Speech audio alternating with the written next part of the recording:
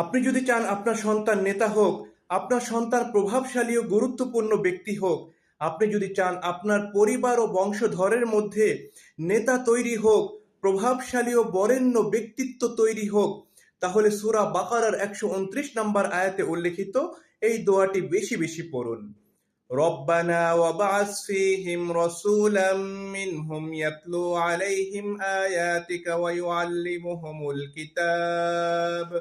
ويعلمهم الكتاب والحكمة ويزكيهم إنك أنت العزيز الحكيم। দোয়াটি আবারও পড়ছি। ربنا وابعث فيهم رسولا منهم يتلو عليهم آياتك ويعلمهم الكتاب والحكمة ويزكيهم إنك أنت العزيز الحكيم। ভিডিওটি ভালো লাগলে শেয়ার করুন। পবিত্র কোরআনে উল্লেখিত গুরুত্বপূর্ণ দোয়াগুলো জানতে ও শিখতে আমাদের সাথেই থাকুন, আমাদের চ্যানেলের সাথেই থাকুন। আসসালামু আলাইকুম ওয়া রাহমাতুল্লাহি ওয়া বারাকাতুহু।